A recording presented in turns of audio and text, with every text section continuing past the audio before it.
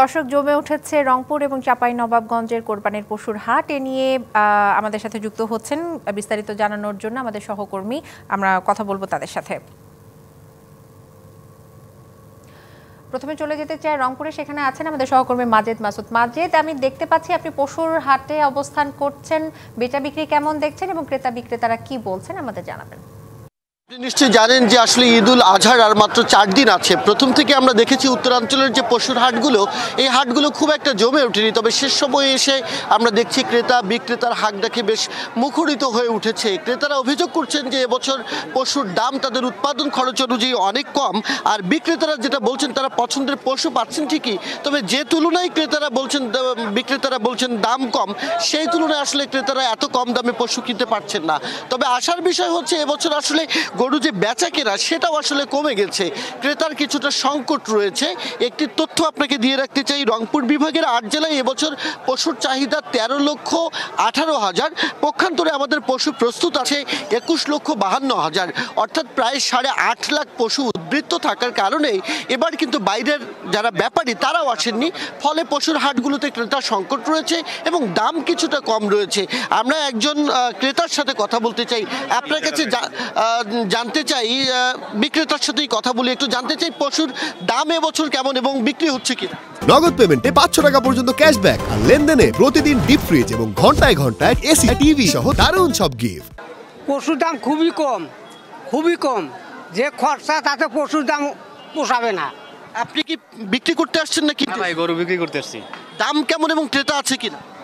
ভাই, গরু কেনা বিক্রি হচ্ছে না হাটে, বাজার খারাপ, গরু খুবই দাম কম। আমরা দু একজন একটু যারা ক্রেতা তাদের সাথে একটু কথা বলে জানতে চাই, একটু আপনার কাছে জানি তো কিনতে এসেছেন কিনা এবং দাম কেমন, পছন্দের পশু মিলছে কিনা? আসসালামু আলাইকুম।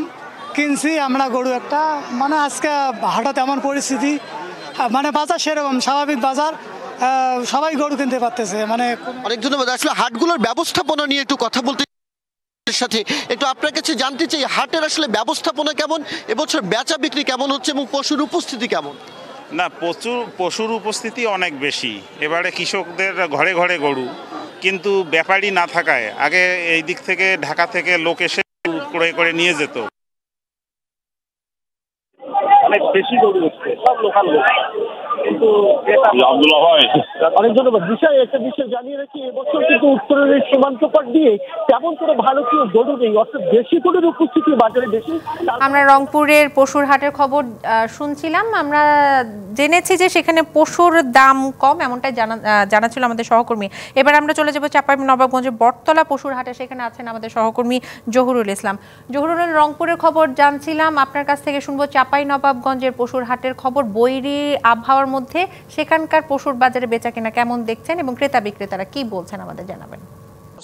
আপনার মাধ্যমে দর্শককে জানাতে চাই যে চাঁপাইনবাবগঞ্জের যে বটতলা হাট, এই পশুর হাটটি আছে, সেটি কিন্তু আসলে দেশি গরুর একটি হাট এটি বলা হয়, এবং প্রত্যেকটা গরুই কিন্তু এই বাংলাদেশেই এখানে উৎপাদন করা হয়েছে। এবং সেই সাথে আপনাকে বলতে চাই যে চাঁপাইনবাবগঞ্জের যে হাটটিতে আমি আছি, এই হাটটিতে প্রতিদিন যে হচ্ছে যে প্রতি সপ্তাহে 2টি হাট হয়, এই হাটটিতে কিন্তু প্রায় 3 থেকে 4 হাজার গরু আছে, সবগুলো কিন্তু দেশি গরু আছে। এবং এই হাটে আপনি যে কথাটা বলছিলেন যে বৈরী আবহাওয়ার কারণে কিছুটা হলো বৃষ্টির কারণে কিছুটা যারা ক্রেতা এবং বিক্রেতার মধ্যে কিছুটা হলো একটু বেচা কেনাটা কম হচ্ছে, এবং আমরা এখানে এসে জানতে পেরেছি যে যারা বিক্রি করছেন তারা বলছেন যে দাম একটু কিছুটা হলো কম হচ্ছে, যারা কিনছেন তারা বলছেন যে কিন্তু তাদের কেনার থেকে তারা একটু দাম বেশি হচ্ছে। আমরা একটু ক্রেতার সাথে বা বিক্রেতার সাথে কথা বলার চেষ্টা করবো যে তারা কি ধরনের হচ্ছে যে কাজ করছেন। আপনারা তো এখানে বেচা কিনা করছেন, দাম কেমন আসছে বা কিরকম চাচ্ছে বলে মনে হচ্ছে?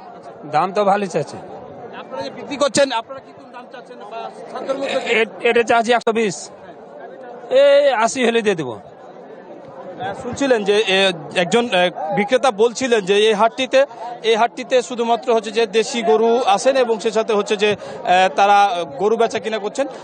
চাঁপাইনবাবগঞ্জে যে প্রায় 19টি হাট আছে, তার মধ্যে এইটি একটি বটতলা হাট, পশুর হাট বলে আমাদেরকে নিশ্চিত করেছেন প্রাণী সম্পদ কর্মকর্তা। এই ছিল চাঁপাইনবাবগঞ্জের সর্বশেষ তথ্য। রংপুর এবং চাঁপাইনবাবগঞ্জ থেকে যুক্ত ছিলেন আমাদের সহকর্মীরা, আপনাদের দুজনকে ধন্যবাদ।